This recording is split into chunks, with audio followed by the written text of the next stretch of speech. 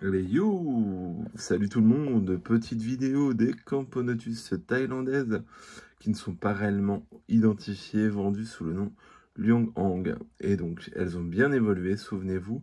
Ça va faire peut-être une petite année, quasiment que je les ai. J'avais 2 jeans à la base, il m'en reste qu'une et elle a bien prospéré.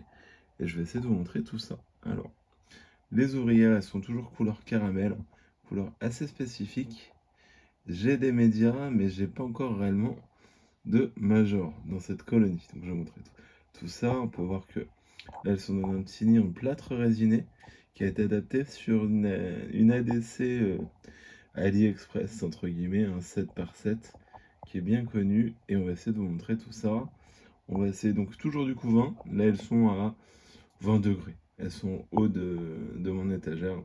Elles sont à 20 degrés. Ah bah la gine, elle est là, vous l'avez sous vos yeux. C'est pas toujours évident de filmer dans ce type de nid, mais vous pouvez voir un petit peu la tête un peu de la gine qui est couleur caramel. La gine elle est plutôt caramel et les ovaires sont légèrement plus clairs que la gine. On a encore des naissances à cette période. J'ai encore pas mal de couvains, alors j'ai pas de ponte, preuve qu'il y a bien un repos qui se fait, mais j'ai encore des cocons en train d'ouvrir alors qu'on est au mois de décembre, hein. Donc c'est une espèce qui est pas plus compliquée que ça. Passer la fondation, ça suit son cours. Ça aime l'humidité, mais pas trop. C'est-à-dire qu'il leur faut un peu d'humidité, ça c'est clair, hein, mais pas plus que ça, hein. Donc cette espèce-là, elle produit bien des cocons, donc pas de souci. Est-ce qu'on est vraiment sur le genre Camponotus? Je ne sais pas. En tout cas, ça en a tout l'air. Quelle est réellement cette espèce? Je ne le sais pas non plus. Mais en tout cas, elles sont mignonnes. Pour le moment, elles restent à l'élevage. Et on va voir ce qu'elles vont donner. Des fois, elles tissent comme des dômes. Je sais pas si là on va le voir, là, pas forcément.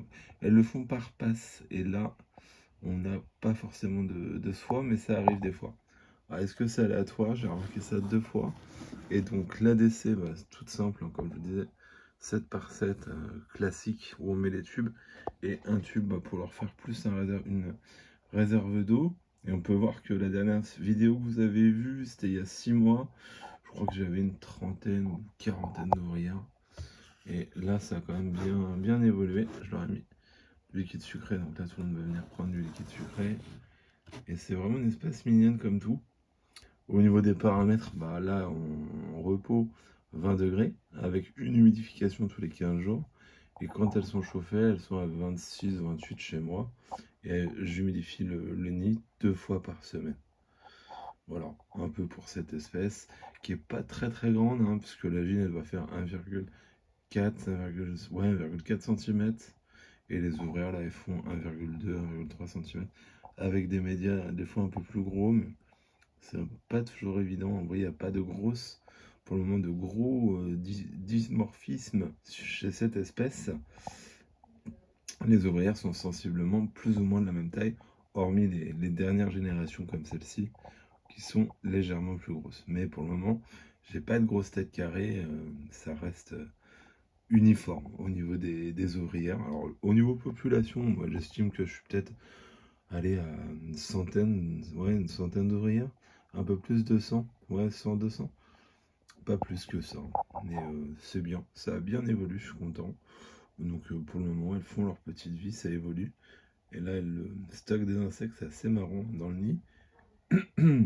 Donc toujours surveiller qu'il n'y ait pas d'acariens, ça c'est important. Mais voilà, pour le moment c'est une espèce qui pose pas plus de problèmes que ça. Et on va suivre leur évolution pour le moment. Voilà. J'espère que la vidéo vous a plu. C'est pareil, une vidéo succincte comme je fais toujours. Là j'en profite, j'ai un tout petit peu de temps, donc c'est pour ça que je vous sors un peu plus de vidéos. Mais pareil, j'ai pas le temps de les travailler plus que ça. Désolé à ceux et celles qui me suivent, ça peut des fois être frustrant peut-être. Mais je fais comme je peux pour partager ma passion, entre guillemets, en fonction du temps. On est tous pareils, hein, on est tous tributaires du temps. Puis en fonction de ce qu'on peut faire, tout simplement. Voilà. Voilà un peu, donc le dessus du nid, c'est ça. C'est-à-dire que il y a des petits puisards qui ont été faits. Et du coup, on humidifie comme ça. Alors ce nid-là m'a été offert. Et du coup, bah, je crois que c'est un nid qui a été fabriqué maison, hein, si je ne dis pas de bêtises, puisque c'est adapté sur une ADC 7x7. Voilà. Bah, merci de m'avoir regardé, je vous fais des bisous et je vous dis à très bientôt. Salut, salut!